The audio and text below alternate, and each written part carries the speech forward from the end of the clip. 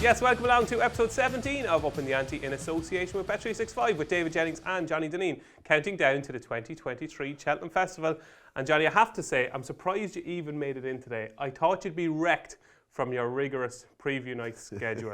You are in fashion at the moment, Johnny. Yeah, well, look, that's it. As I said, probably a one-season wonder. Who knows? But look, these things are. It's only like 2 weeks in the year anyway, so it doesn't really make a big difference to me anyway. And they're on at night, and I won't be doing a whole lot else. So either be sliding better at those things, so it's fine. And look, I know I might have taken on one or two too many, but I find it hard to say no to people at the same time. That's your problem. You're too nice, Johnny. I wouldn't say that, but like, look.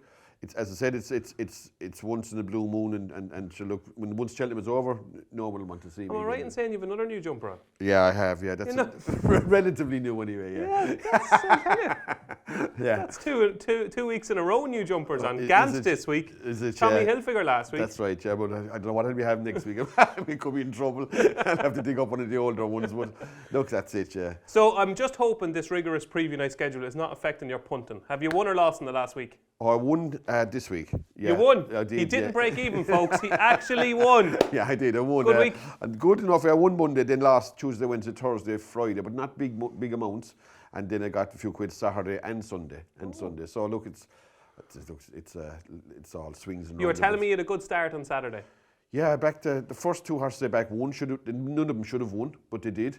And the next horse I backed I thought should have won, and it didn't win. So what were the two horses that shouldn't have won but won? The Rambo T was the first race of the day in Chips, so absolutely haunted. Yeah, I mean, you should have given your money back there. Well, I couldn't. That wouldn't have been nice to do that now. You know what I mean? That would defeat the purpose of having it on the first place. But I backed that, and I backed Nuzrit. Nuzrit shouldn't have won either in Kempton. Yeah, good ride. Well, like the man missed the last two hurdles. All he'd do was if he had jumped one of them properly, it would have won. Perseus way, yeah. Yeah, exactly. And what didn't win that should have won? Well, I thought that's all right. Gino should have won. Yeah, I didn't think that got a great ride now myself. I didn't think your man was alive to the fact that a horse like Solo, you just can't leave him jump on his own, and then swinging wide off. Like that's a horse you need to be engaging as Solo, because he will fold if you give him the opportunity. Solo will go down like a pack of cards, in my opinion. Anyway.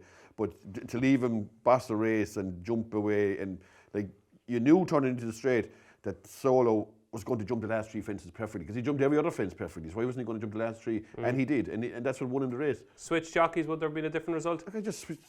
I don't mind backing Gavin Sheehan. I think he's a good rider, but I just don't. I think that you should know the horse that you're racing against, and you know that if you get him into a battle, you will beat him. There's loads of them horses around, but if you leave him boss races, and you leave them like cruise around, they'll hang on most of the time. You know what I mean? So look, that's the way it goes anyway. But look, it could be worse. Have you a preview night tonight? I have one in Cork. Yeah. Have you one tomorrow night? Yeah, we have. Yeah, we have. And the night after. Johnny, you have to give yourself a chance, okay? Right. Okay. Hopefully you'll come back in here next Tuesday fresh anyway. I will be. Yeah, you'll be. Fresh when you don't drink, it makes no difference, really. Absolutely, does it? You know, yeah. or drink very little anyway. You know, so we have plenty to get on with, so let's get on with the show.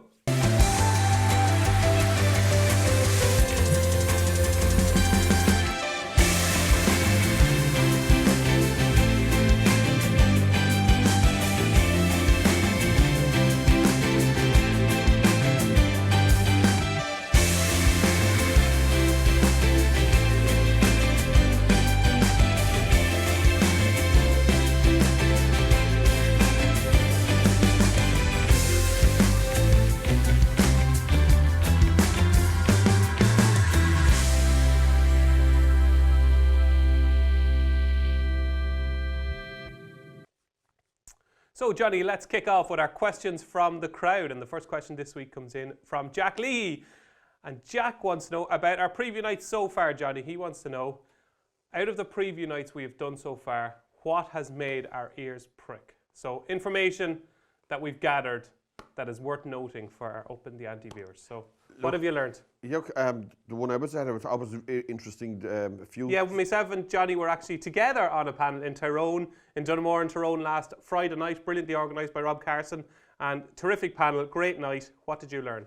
Well, a few things that I learned from that, and I always like to think, because most guys are positive about what their horses and the horses they're connected to. I like when they give a little bit of a negative for one, because it's invariably it's right. Okay. Whereas if they give positives for one, invariably they can be wrong. You know what I mean? So look, it's so much easier to be right if you're wrong about or be negative about one anyway. So look, the things that sprung to my mind that night were Dennis O'Regan was on. He was good in it too. Excellent. Yeah, very good.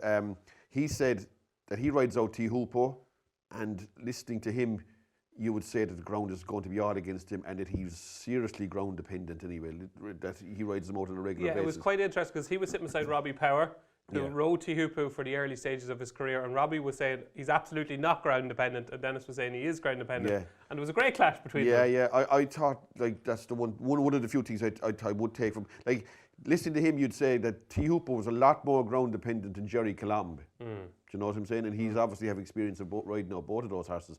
And the two things that David Casey said, the first thing... Yeah, there was one thing very interesting. Yeah, well, he nominated the second favourite as the one he fancied strongly for the Triumph Hurdle, Blood Destiny, over Lossiemouth. That was very interesting. I mean, you like, it would put you couldn't back Lossiemouth in the back and listen to that anyway. No, I think what he said was that the improvement Blood Destiny made from first to second start was huge, and even in his homework. He thinks Blood Destiny will win. David Casey, of course, is Willie Mullins' assistant trainer. He thinks Blood Destiny will win, and he thinks Paul Townend will ride, which I thought was interesting. Yeah, that was another thing he said. It's possible that he'd ride. But another thing he said that was very interesting to me, and I didn't think there would be this kind of a disparity between the horses. He said Energamine would carry Blue Lord. Yes. And like, if Energamine can carry Blue Lord, he'll beat Edward Stone. Do you know what I'm saying? If he gives his running, that is, like, you know.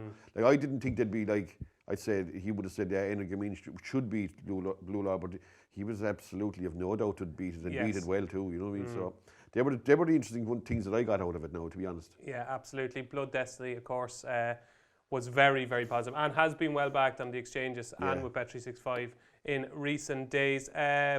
Couple of other things I thought.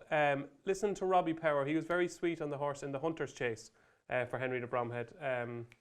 Chris's Dream. Chris's Dream. Yeah. Very positive on Chris's Dream. But I think there were a lot of the guys that were positive about their own stables, weren't they? Like, you know, well, I thought coming away that Mullins will have about 18 winners and de Bromhead Elliot about 12. And Elliot will have 16. Exactly, yeah. So we're going to have 44 races at the Cheltenham Festival this year, and they're only going to be won by 3 different stables. Yeah, well, that's it's always the way when you're at the preview. Of course, yeah. So look, they're not going to run down their own horses, really. But as I said, I'd nearly rather pick out a little negative. From that, you'd get a little negative for Tihupo and Lossiemouth. Do you know what I'm saying? Yes. That was the right draw from that anyway, to be honest. So I know you're on one with Shark in Dubai at the weekend, so it'll be interesting to see how many winners Shark will have at the Cheltenham Festival. I'd say he'll fancy Hewick, and he'll fancy Hewick, yeah. He'll carry them, so he will. There you go, Jack. Hopefully that was informative with regard to the Cheltenham Preview Nights. Our second question this week comes in from Peter Kearns, and Peter wants to know, what are our top 3 lays of the Cheltenham Festival? Very popular question, this one, Johnny. When I asked from the questions from the crowd to come in on Twitter, a lot of people wanting to know our lays of the festival. So this is our top 3 lays, okay? So we'll do them in order. Number 3, first of all. The third biggest lay of the Cheltenham Festival for you is? Is going to be fun, win and place in the bumper. Oh. I think that has no chance, fun, none whatsoever. Okay. I'm hoping that Patrick Mullins will even ride that. And there's a talk that he might, because he's bred it. That'll make it nearly, could even be favoured, you know? Okay. I couldn't have that in my mind anyway. I mean, to be honest, I was struggling like 6 furlongs out in the mayor's bumper in Leopard. I know it won't easy out. They were like goats against that. Okay. They were like Lily de Burley, I know that ran again there the other day. Like Lily de Burley wouldn't finish within 3 furlongs of winning the bumper in Cheltenham anyway, in my eyes anyway. I can't have fun anyway. I think I'd say Mullins could have 4 or 5 horses to be better than that on the day. Not mind the other fellas' horses, you know what I mean? Okay, fun. Okay, my third biggest lay of the festival would be Facile Vega. I think there's enough to take on Facile Vega.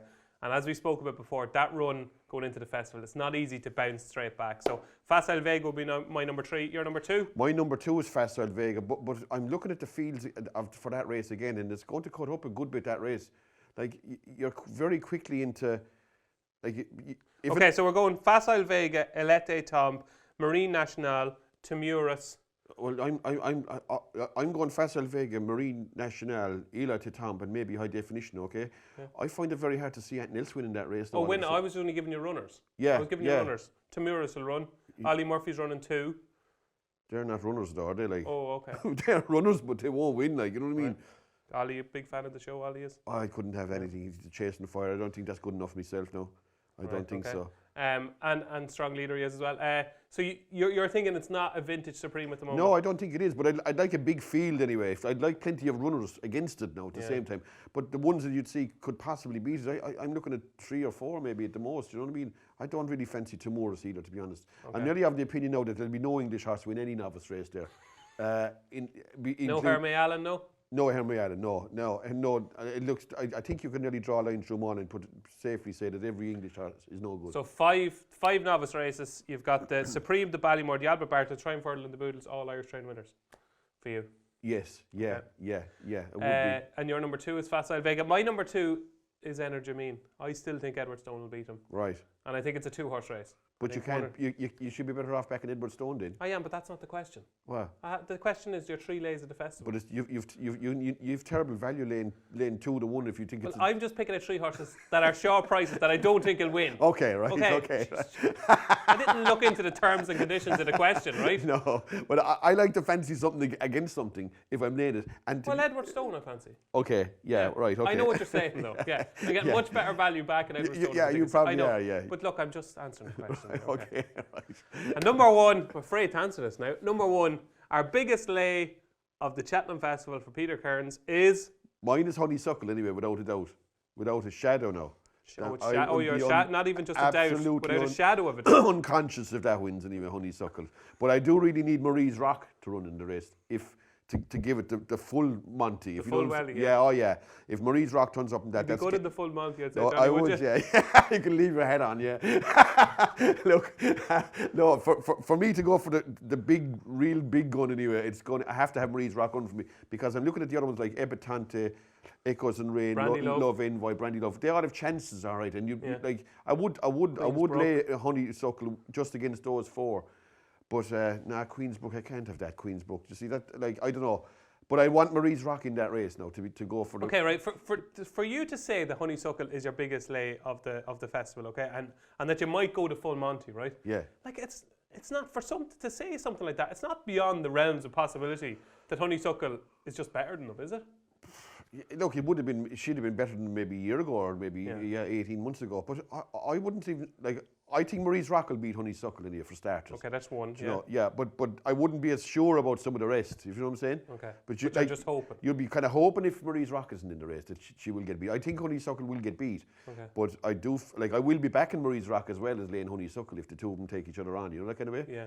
But look, I'd expect Honeysuckle to be short. I expect Facile Vega to shorten a lot myself. I can see that going off 2 to 1 and 9 to 4 in that race because I don't see money for many horses. Marie Nationale won't be popular when the time comes, in my opinion, anyway. Great chance, though. Oh, he has a good chance. Yeah, he has a good chance. But I can see the statsmen and the algorithms all going against a horse like Marie Nationale. They decide the markets, not nowadays, not individual punters. Like you. Yeah, they don't. Often we don't count anymore, like influencing the betting. Tell me this: if Honeysuckle wins the Mayor's Hurdle, will you lose on the opening day? Oh, definitely. Will you lose for the week? No, not at all. No, I could but it won't. I have a chance of getting back, but I won't. I'll be gone the first day anyway. She will determine your first day. I would have thought so. Yeah, I would have thought so. Okay. Unless we hit the winner in New Toxin or someplace. Johnny, don't be looking at that nonsense during the Cheltenham Festival, right? Don't be looking at it. Don't even pay it any attention. My lay of the Cheltenham Festival, and again, I'm a bit scared to tell you because it's a match race, but I fancy one in the match race, so I don't think it'll win because I think the other one in the match will win. It's Impervious in the Mayor's Chase. I strongly fancy Allegory Devassi to beat Impervious. Right. I think Allegory Devassi is far more talented than Impervious. If she puts in a decent enough round of jumping, I think that'll suffice. I think she's exceptional. Wouldn't surprise me if she won 3 or 4 of them in a row. Do you know that kind of way? I think she's very good. Yeah. But I know what you mean. You'd be better off backing Allegory Devassi than laying Impervious. You could divide your bet in so far. You can back one and lay the other, and then if something else wins, you won't lose in the race. You know what I mean? Absolutely. Yeah. Okay, so there you go. I'm a bit scared, but my top 3 lays at the Cheltenham Festival: 3 is Facile Vega, 2 is Energamine, and 1 is Impervious. So just the 3 shorties that I think might be beaten. Okay, your 3 lays. Mine was fun. Win and place now, and Facile Vega, and definitely Honeysuckle. Just to reiterate, Johnny doesn't fancy Honeysuckle. So there you go, Peter. Those are our top 3 lays of the Cheltenham Festival. Our third question this week comes in from Brian Galt, and Brian wants to know, how do stats, trends and times affect your punting, Johnny? So how much importance do you place on stats, trends and times, and how do they affect your punting? Well, I'll just deal with them one by one. So we'll go with the stats. How first. important are stats? Look, I wouldn't ignore stats. I mean, there are stats that are good indicators, all right. I mean, you have different stats but like. Well, put it this way. This is our 17th episode of Upping The Ante. I'd say for 15 of those, I haven't been in before the designated time. So I've been late 15 times out of 17. Yeah. So the chances are next week I'll be late again. I suppose so, yeah. Look, the stats are not like, I wouldn't ignore them, but there is, that saying, like, there's damn lies in statistics or something. So you can dress up stats whichever way you like, you know what I mean? Like some people, like I'd be watching fellas and they're saying trainer in form, and I'm looking, what's he talking about, trainer in form? Like he's just had a winner, and look back and he's had like a winner, a third and a fourth, and then he's 50 pulled ups before that. You know what I mean? Like, so, like I remember years ago we used to go to nightclubs. And were you a nightclub man? You were? You were younger. But my pal and myself, two of us, we go there 3 nights a week, right? It's 3 nights a week. Yeah, Friday, Saturday, Sunday. Jesus. Never miss a night, right? And we could be there. We could be in the cold list now for 3 months easily. Very easily now, right? So one particular weekend, my pal touches on the Friday night, right? No, what you're going to say there? What do you mean touches? It's a bit of an alliance on the kiss, Friday night. kiss, Yeah, whatever. Friday night, a anyway. kiss. And then the Saturday night, miracle now. Two in a row he does, right? It's a different one at the Saturday night. So next thing turns around to me and he says, like, geez, he said, if you back me to score in there, you'd make some money, wouldn't you? And I'm like, he's 2 from 2, like, but he's also 2 from about 52. You know what I'm saying? So you can dress up and stat any way you like, as far as I'm concerned. Anyway, so that taught me something about stats. Anyway, like, you know. So I think fellas will do anything to. But I don't ignore stats. No, I wouldn't ignore stats. What's the next one? Trends. Well, I'd be a big ageist in horses anyway. Like as regards. Double digits, don't like them. 10 years of age, as far as I'm concerned, they're not really a punting medium anymore. You get the odd one now, and you get the, like veterans chases. They're awful races to bet in. I think 10-year-olds against like hunters chases. Like, I think bar the top hunters chases, they were one time they were a good betting medium. Now they're a horrific betting medium. I think, like you've all sorts of horses with broken down problems, everything. But I would a trend. I wouldn't be mad about the trend, but the age thing and weight. I hate backing horses with big weights and handicaps. So I wouldn't ever back a horse. I know when I was making a book years ago, like if a top weight won a handicap, I was unconscious anyway, guaranteed to do my cobblers in a race like that. So I'd still be anti a horse with big weight. I'd much prefer if I was looking at the horse and handicaps down near the bottom sometime. You know what I mean? And the last one was times. Oh, stop. Times are rubbish as far as I'm concerned anyway. Absolute nonsense. Nonsense? Yeah, generally speaking. Well, your predecessor now, Gavin Lynch, is a big times man. I wouldn't be time man at all. And I listened to stuff the other day. I never heard such rubbish in all my life. 3 races they showed in Leopardstown anyway. Gaelic Warrior, Facile Vega and Stateman, and fellas are trying to tell me that Gaelic or Facile Vega still finished in front of Gaelic Warrior. Yeah. Like, do you ever hear such cod's wallop? Well, explain why it's cod's wallop. Because Stateman lobbed along down to the first, doing about 3 miles an hour, bossing the race, coasting along, whereas the other two took each other. Obviously, it was going to be a faster race. You know what I mean? Yeah, of course it was a fast race because high definition and the other thing went off like the clappers, like, you know what I mean? Yeah. But like races are completely different. It's like you couldn't compare a semi-final in an Olympics because fellas do you know what I mean? There are different paces and all that. The final could be a completely different pace of a race. Like some races, horses go off fast. Some races that they just lob along in front. I don't go by anything by times anyway. No. Maybe in flat races or some short distance races, but in 2 mile and 3 mile races, I don't know. I wouldn't pay any heed to times anyway. You know what I mean? So just say for argument's sake, if you have 2 races on the same card, and you could have like collateral form or all that, 2 divisions of a maiden hurdle. Let's say 2 divisions of a maiden hurdle. You have a 2 mile maiden hurdle at Navan. You have the first division, second division. If the second division is 4 seconds quicker than the first division, does that not make you think that the winner of the second division is better than the winner of the first? If I couldn't tell the difference between the quality in the either divided maiden hurdle before the race is ran, I should give up the game in my eyes. I wouldn't have to go to the time of the race to prove myself right. If you know what I'm saying. But what happens then if you've got a stayer who you think going into a maiden hurdle is a stayer and needs a strong pace, and then you find out, God, the time was really slow, and they really quickened from the second last to the line. Are you not saying to yourself, oh well, I actually thought he was a stayer, but now he did from the second last to the line, and this time he's actually faster than I thought? No, that wouldn't be part of my repertoire anyway. That kind of stuff. No, do you know? Look, I think that's getting really going into real technical stuff about times and that. I think a lot of the stuff should come from your own eye anyway. You know what I mean? Yeah. And you should be able to judge a race without looking at times and seeing was a time fast. So you're judging a book by its cover? No, I kind of like. I mean, if like, I don't know, like just say a horse does a time faster, you can maybe judge grounds, the ground description from it. Yeah, if that's a race, about it. Yeah, that's basically it. But I wouldn't be saying, like, put it this way: if the Triumph Hurdle or whatever is won in a race 2 seconds faster this year than Vauban, and I wouldn't be saying, oh, he's a better horse than Vauban. You know what I mean? I know what you mean. Yeah. They're completely different races on completely different days. Okay. And with different jockeys, with a whole host of different, I don't know. Times wouldn't be for me anyway, to be honest. Yeah. You get that, don't you? Yeah, I got it. Yeah, I get it, Johnny. I've got it. You believe your own eyes, and that's it. Johnny Dineen's eyes. Forget about stats. Nonsense. No. Times nonsense. Sorry. Yeah, times I would. nonsense. Stats and trends are a different story now. I would. Like if a trainer is on a coal list, do you know what I mean? Like you don't want to be backing those for this. Well, not gone, but like you'd rather him having a winner before you'd be facing him anyway. Do you know what I mean? Okay, there you go. The times are gone. Times I wouldn't interest in times. No. The good times are gone, so they are. There you go, Brian. That's Johnny's philosophy to punting. And our final question this week comes in from Jackie Crosby. And Jack, you have a fan, Johnny. Right. Jackie wants to know, now, I don't think she's a stalker, okay? But she's just a big fan of yours, okay? Well, it could be a he, I suppose. Jackie, be, could be I a he. thought it was a he, actually. Yeah, could be a he, sorry. Jackie, sorry, Jackie, if you're watching. You could be a he, you could be a she, I don't know. But anyway, you're a big fan of Johnny because you want to know his daily routine during the Cheltenham Festival. So do you have many cash bets on track? And where do you eat and drink? So when are you flying over to the Cheltenham Festival? Sunday this year. Normally Monday, but I'm going Sunday this time. Oh, right, you're giving it a right go. Yeah, well, I'm coming back a day earlier, actually. Oh, right, okay. So Sunday then, you fly over. What's your routine on Sunday? Well, we're flying in, get a car, tip away down. We stay in Stratford. I've stayed in Stratford for over 20 years. Okay. So it just suits me. It's nice, it's quiet.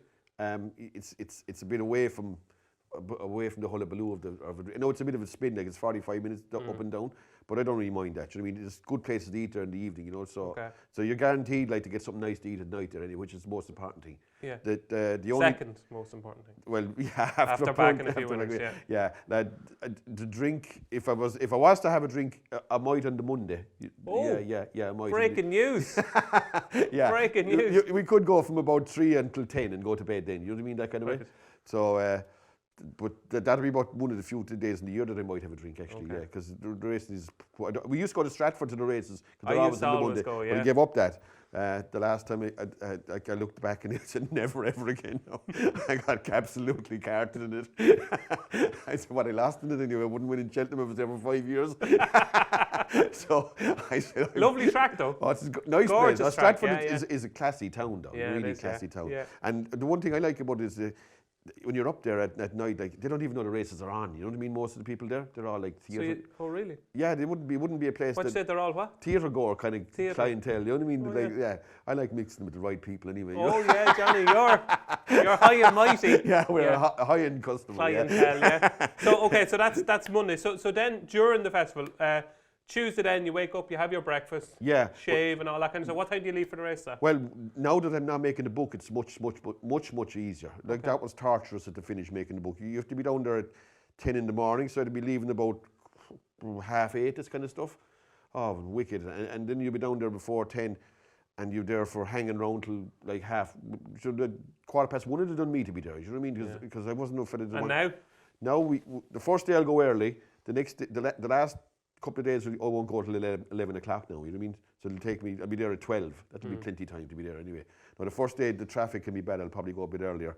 And as for the cash bets, another thing, I don't have to bring cash anymore either. You won't have any cash bets I on will track? have some, but very little. Okay. Very not in one time we used to have bales of it going there, because you need it for working there. But now I can bet on the phone and bet with people over there, and they can settle it with them when they come home. You know what I mean? So right, okay. So I won't have I'd have any even I just never them cards. I just never used them. But now I'm being slowly dragged into the 21st century. You kind of have to. Even last year, kicking and screaming. Yeah, that's it. Even last year, you couldn't. They wouldn't get take a drink or no. anything, Yeah, that and even the car park. Yeah. The car park was card only. You know what I mean? What does happen when if you have no card? What do you do? They hardly make you drive out against all the traffic. Try that this year, Johnny. Yeah, but no. As I said, no, we don't have to bring any cash, and you don't have to be worried about getting it through airports and getting it home and all that kind of stuff. You know what I mean? So that's a big relief as well. So if Jackie did want to kind of rub shoulders with you or come over and say hello, where would be our best place to find you? I don't know, to be honest. I honestly don't know. don't. Yeah, you'll be hiding. I'll be around. I'll go down to the betting ring at the start, but I'll find somewhere safe and watch the races up there. You know. Will you watch the race on the stands or on the telly? On the telly. Yeah. Normally on the telly, but sometimes I could run out to watch the end of a race if I'm in contention. If Honeysuckle is jumping the last on front. Yeah, well, I won't be. I'll be looking for the next race in Huntington trying to get something back. I won't be down the parade ring anyway, that's a certainty. You won't be cheering her back in? No, I'll get her, make sure she gets out, that's all. But I won't be with you. You'll be cheering her back in. I'll come find you, and you can cheer her in with me, right? Right, okay. Final question, do you enjoy the week? Yeah, I do.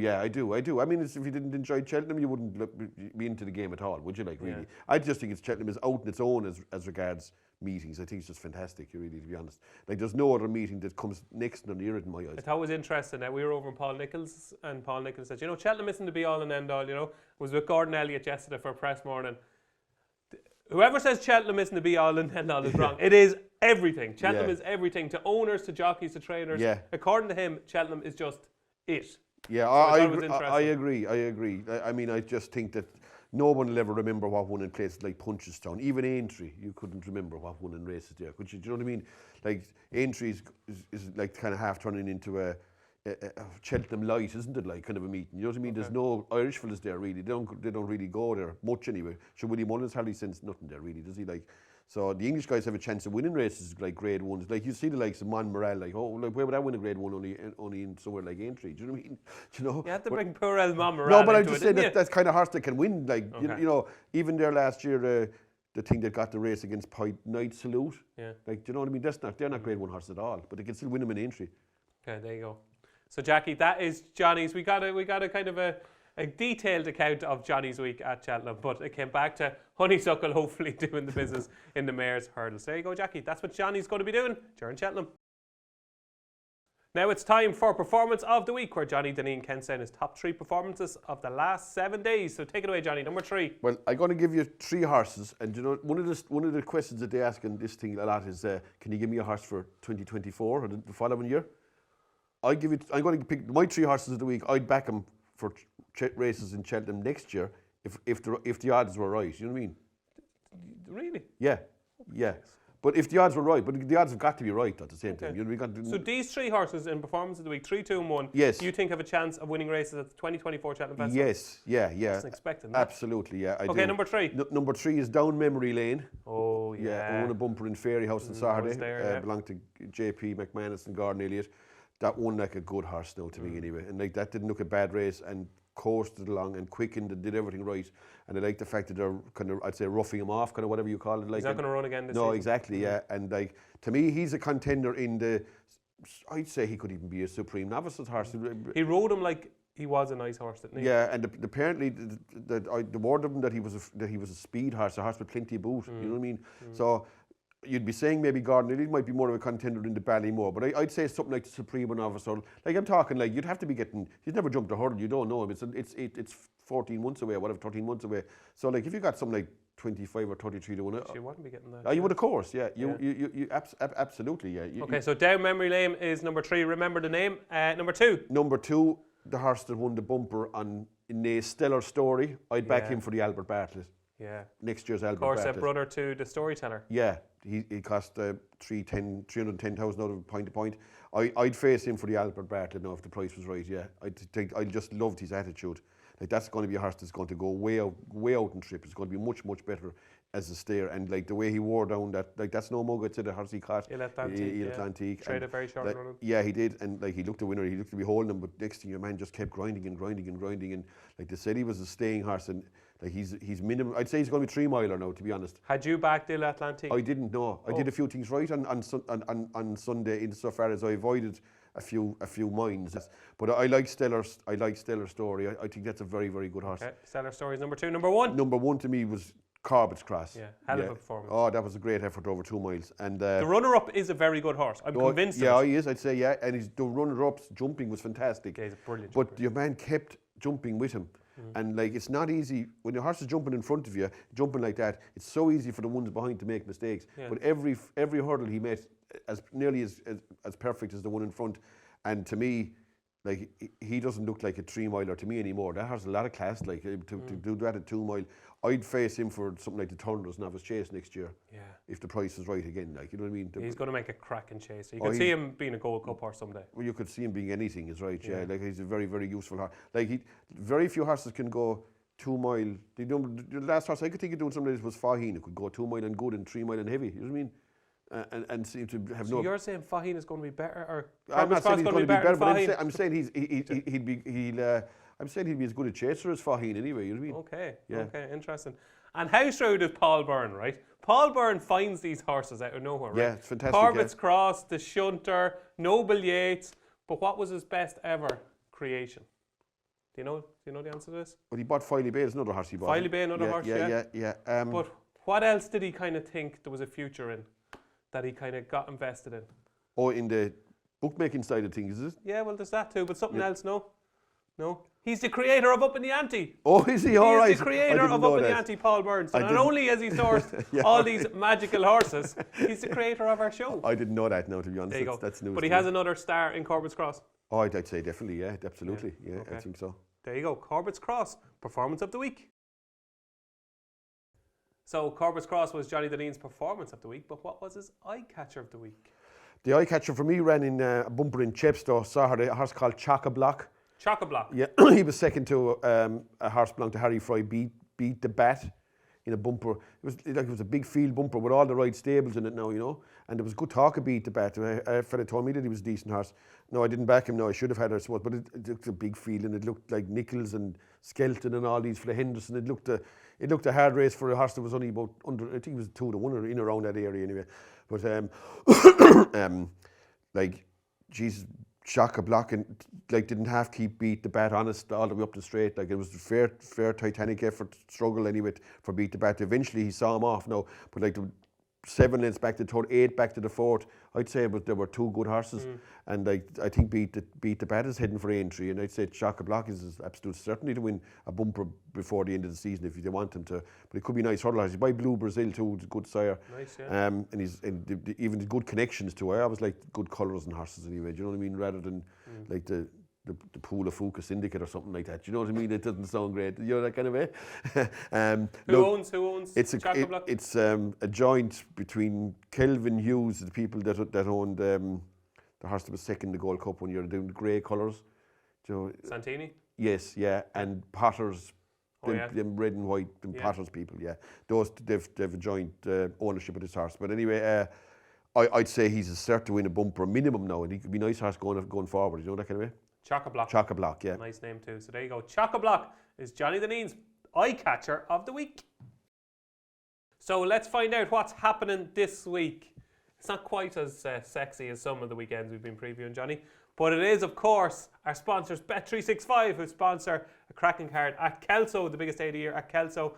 And we're going to preview 4 races from Kelso and 1 from Newbury. So the first race we're going to talk about is the Bet365 More Battle Hurdle, of course, where the Shunter won a couple of years ago and went on to win the big bonus at Cheltenham in the plate. All right, yeah. And we have MacTighe for the same connections of Paul Byrne and Emmett Mullins.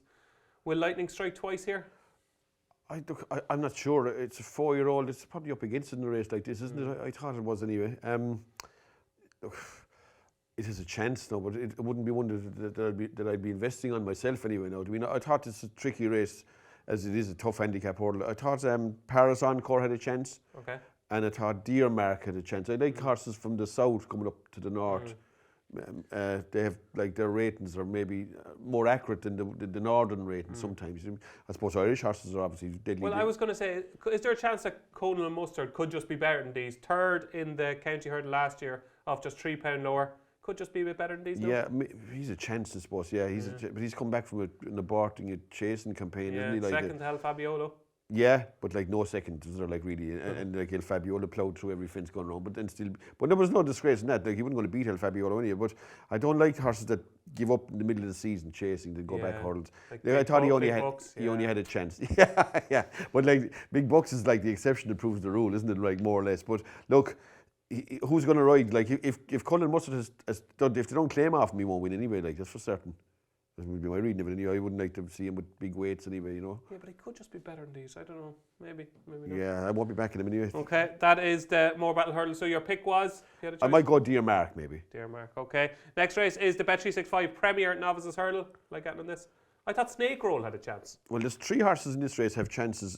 They all have form behind Timurus. There's Cullen Harry, there's Snake Roll, and there's Nemean Line. Yeah. Like the Snake Line ran against or Snake Roll ran against Timurus in Haydock. And ran a cracker, yeah, the other 2 ran against them in the Talbot Hurdle. There won't be much between the 3 of them, I'd have thought. Snake Roll likes to bowl along in front here. He's a good jumper.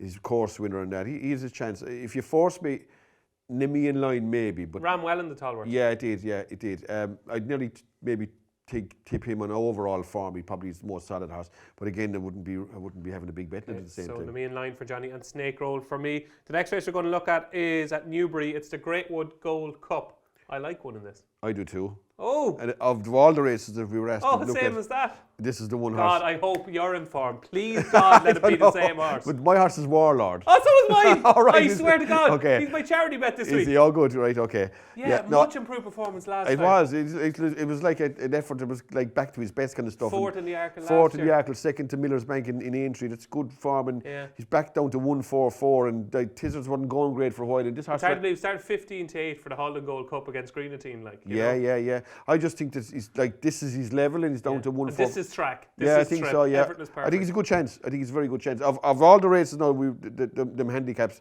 this is the one now where I might be taking my hand out. Unbelievable. Do you know what that's like there? Do you know the way I always laugh at preview nights? You know the preview nights that we do, right? So it comes to a race, just say the Supreme, right? And you're asked, what do you fancy, And Johnny might say, I fancy high definition, and a roar comes from the crowd. Yeah! As if the horse has actually won. Do you know what I mean? Because you tipped him. That's how I feel now about Warlord. I think it's a bit like, never see Countdown when your man says the number 548 and he says, you got it, like, and he says the other guy, he says 548 as well, and next thing he asks him how to do it, he can't do it. Johnny, what are you saying? What are you saying? No, I'm not saying. Are you saying I'm stealing your notes? No, I'm only joking about that. It's got so low now that I can't tip winners that I have to steal from you. No. Right. Actually, look, it's an obvious horse anyway. Like, you know what I mean? For sake, anyone I could didn't think fancy it was. There wasn't. Well, okay. Well, it was my charity bet this. You're actually giving away my charity bet. Right, sorry about that. Yeah, 50 quid on Warlord and 8-1 with Bet365, which I thought was a huge price. So we're big Warlord fans. Yeah, I'd give it a good chance. Yeah. Absolutely. I think everything is in Warlord's favour. So moving from Newbury back to Kelso for the Bet365 handicap hurdle. What do you like here? I was given that a chance. Nelson coming back from fence. Johnny, your whole life is a contradiction. I know. But it might be worth Come back from fences. It's a shrewd move bringing him back from fences. Yeah, well, he's another abortive campaign over fences. Yeah. So, look, it's a minimal stakes one now at the same time, but I just think it has a chance, that's all. Okay. I thought Santos Blue had a chance going for a 3-time for Dan Skelton. I thought he was quite impressive last time. Yeah, he's won well, but he's up a bit in grade here, isn't he? He is, up in grade. And the final race we're going to look at is the Bet365 Premier Chase. And this is all about Sounds Russian, who's putting a high senior Noble Yates form on trial for the Gold Cup. Should win this, I thought. Yeah, should, but it's not a bad race though. No, this is like race, what? No. Yeah, no, you have some nice horses in this, but his course form, his local horses, everything in his favour. I think he'll probably win. I just wouldn't. Skimpy enough, though, isn't he, in the market? I wouldn't fall down if he didn't win at the same time. Yeah. I wouldn't oppose him, but I won't be backing him either. You know what I mean? There's enough in this race I think to leave him run away. You know, that kind of way. Okay. Like there is some goodish horses in this. It's a good race for Kelso. This race is nearly one of the best races of the day, actually. But of the 5 races we're previewing, I'd go with Warlord. I think in that race. Yeah, I think it has a good chance. That's all. No, you have a good chance. Me too. So that's what's happening this week. It's DJ versus Johnny time here on Upping The Ante, our weekly charity bet competition, which Johnny is running away with at the moment. It's the talk of the town. What is Johnny Dineen going to put up for his charity bet this week? Ever since he said he's going to put in the money himself, if he didn't reach €1,000, you're up to 915 quid now, How much Johnny. to put in now anyway? No, you've only got the 85 quid, worst case scenario, okay? You're brilliant last week. Safra bolted up by what a nose, by a nose after Stuart's and inquiry. survived the Stewards, yeah. You are sideways waiting. They don't for the make it Stewards. easy for us, right? No. Yeah, exactly. No. But So there you go. it got paid. It is the main thing, You though. got Exactly. paid. That is the main thing. Yeah. So Johnny, 4 in a row, going for 5 in a row. He's up to 915 quid versus my 650. I've been stuck on 650 for a while after a glorious start. Right. But as I said already, Warlord 245 Newbury Greatwood Gold Cup is my charity bet this week. Very generous 8-1 with bet 365. I think that's a good bit of value. Down to a mark of 144. I think it's been dropped a pound. There was just more sign of life last time at Wetherby. I thought he jumped better. I thought he saw out his race better. 4th in last year's Arkle, 2nd in the Grade 1 at Aintree.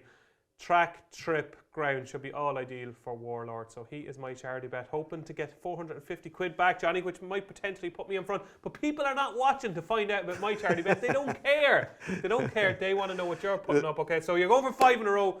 No pressure. Yeah, I know you were up all night last night trying to find this horse. Yeah, you want to keep the run going. It wasn't easy to find one now. The racing. Did you find one? I found one, but I'm not as confident as I was a few of the other ones. But No, I know, you know. But I have found a really bad race now at the same time. It is a horrific thing altogether. So I'm going to go with a horse called Soldaro. It's running in the 3:15 in Clonmel on Thursday. So I had to go for something Thursday or Wednesday because I wanted to run anyway, so I couldn't pick something for the weekend because it might turn up, you know what I mean? So look, at least this is going to turn up. It's declared to run and it is going to run, and it's a mare belonged to Gavin Cromwell. Who's been good? Yeah, man, was part of your stables sequence. in farm, Gavin Cromwell's training it. Sean Flanagan's on it. 4th to that horse Money, so it was 2nd to Saffron. What's it called? Belonged to Gilligan, that Money thing. I can't it was 4th to that in Fairy House. Like it ran all right. I mean, this is a pretty low grade contest now. Like at the same time, well, you've said that already. It has one horse to worry about. A horse belonged to Tommy Cooper. I couldn't see any other danger really. You know what I mean? But I'm going to chance this. Like, what price are you expecting? It can't be much with evens at the same time. You know what I mean? It's around evens. I would have thought it's going to be favoured. It's clear favourite anyway. Yeah. But like you could pick holes in it now very easy at the same time. It only has the one run that makes it attractive really. Look, I go for that because I couldn't see any danger bar the one of Tommy Cooper's and the rest of them look very beatable. So I'll go. Give us the name of the horse and the track and the time. Clonmel, my favourite, 3:15, Soldaro. Okay. Thursday. Hopefully the grass isn't too long for Soldaro. Yeah, exactly. Yeah. So Johnny Dineen going for 5 in a row in his charity bet. It is Soldaro at Clonmel on Thursday. So it's time for the picks here on Upping The Ante, where myself and Johnny Dineen add to our collection of fancies for the 2023 Cheltenham Festival. And Johnny, I'm going to let you go first. What is your latest one? My one, I'm going to chance In the Pocket in the Ballymore for Henry de Bromett and JP McManus. 16 to 1 with Bet365. Yeah, I think you're going big. I think it's a good chance. Yeah, I do think it's a winnable enough race. There's nothing sticking out in it like that. Hermes Allen, no? No, I'm gone off Hermes Allen now. I'm looking at its form too.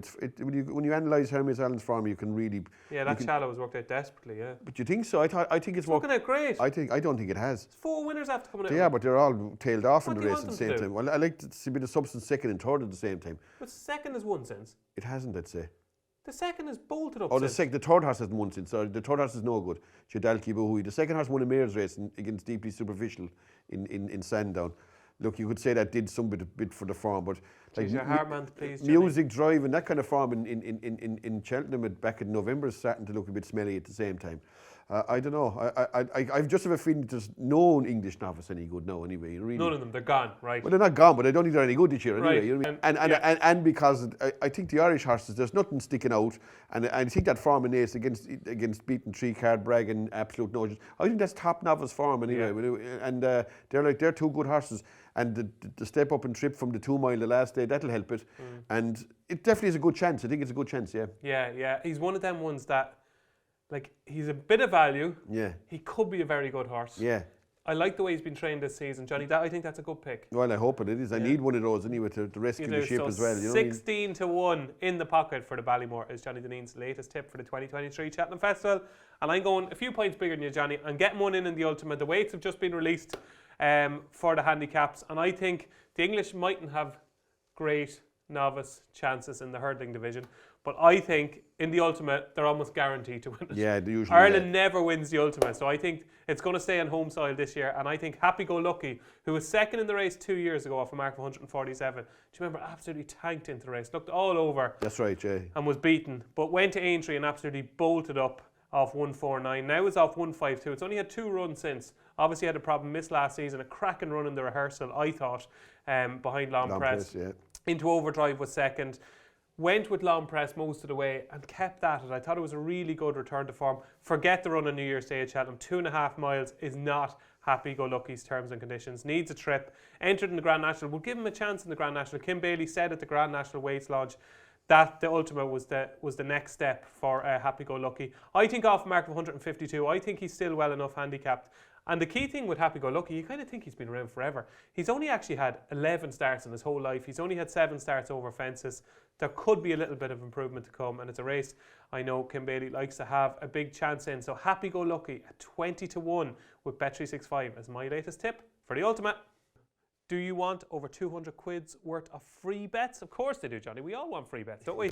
If you want to see the best offers from the Racing Post with regard to free bets, all you have to do is go to racingpost.com/free bets to find out more. Over 200 quid worth of free bets there. So before we let you go, let's have a look at our Ante-Post list so far. Johnny, the one horse that we both have in our lists, of course, is Time Hill, who, big news this week, Tom O'Brien unfortunately misses the festival through injury. Mihal Nolan gets the ride. Yeah, he's getting big call. It's a big call from Hobbs. Yeah, he's keeping it in house. Obviously, I was certain that he'd go for a big name rider now, but he's kept it in house. Like maybe I don't know. Look, silence is deafening here, Johnny. The chap hasn't much experience in Cheltenham, does he? Like really, you know what I mean? It's a big call myself now for a stable that hasn't that many chances of having winners. Yeah. To go with a guy that doesn't ride many winners himself. I don't know. Okay. It's not a great combination. Not a positive. I wouldn't have thought so. No. Okay. Okay, there we go. A few yours have been well backed recently. Stumptown, your selection last week. It seems everybody wants to be on Stumptown. Yeah, the reaction to the show last week is, Johnny, you've joined the bandwagon. You're all right, yeah. Yeah, you're on the bus. Yeah, no, it's very short now, yeah, it is. It can't get much shorter than that, surely, though, at the same time. No, surely not.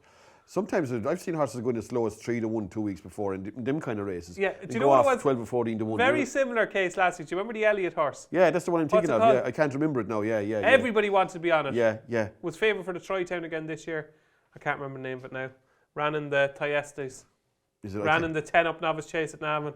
God, it's on the tip of my tongue anyway. But they can go down much lower in the weeks before and then drift. Yeah. No, like they can drift mad out again, is right. Who knows what'll happen? But that's reached its basement anyway. Surely, anyway. Yeah. I mean that's going to be big field of horses, and that's not going to be less than 7 to 2 anyway. That's well, you still got a bit of value. To Cow, obviously 11 to 1 was a good pick. That's much shorter, and you've added in the pocket to your list. Now you ridiculed my list last week, Johnny. You absolutely ridiculed it. No, I ridiculed. No, you did. You ridiculed it. Yours and mine. Yeah, I know, but you brought me down with you. You brought me down with you, so you did. And then what did I do? I added basically a non-runner to the list last week because Ballyburn, by all accounts, listen to preview night talk and listen to people that should know. Yeah. Looks like he's going to miss the festival because owners are not keen on having a runner in the champion bump, which is a big blow because I think Ballyburn, I think he's a name to watch anyway. But yeah, fingers crossed. Looking at my list, there's been a sneaky few quid around for Sander Clegane recently in the Albert Bartlett, so hopefully he's got a bit of a squeak. And Pembroke in the county hurdle, few handicaps with chances. But my 2 bankers, Johnny, one of them you don't really fancy, Hermes Allen. and one of them I think you do in Lucia. Yeah, I think Lucia only has a good chance myself, actually. I don't think it's a good thing either now, to be honest. Oh, how come? Yeah, I just don't know. I don't know. It's like, there's no other mare in England worth the carrot, is there really? You know what I mean? Like, it's hard to know how good she is. She's short enough, like, at the same time. Okay. She's short enough. And it's actually, when I was looking down through the field, it's a kind of a deeper race than I thought it was, actually, to be honest. Okay, so out of my 17 selections so far, how many winners do you think I'll have? I'd say you're up there with myself and Paul Nichols, 0 and 1, I'd say. Is it 0 or 1? Yeah? Well, look, I don't know. I mean, who knows? As I say, you can pull one from out of the blue, and you can have fancied horses going there and hit no winner. Who knows? Like, you won't have many, but I won't either, so you're in good company. There you go. That's a look at our Ante-Post picks so far. So that's it. That's it for episode 17 of Upping The Ante in association with Bet365. Johnny, you have a busy week ahead, boy. That's it, yeah. Yeah, preview night tonight, preview night tomorrow night, flying out to Dubai.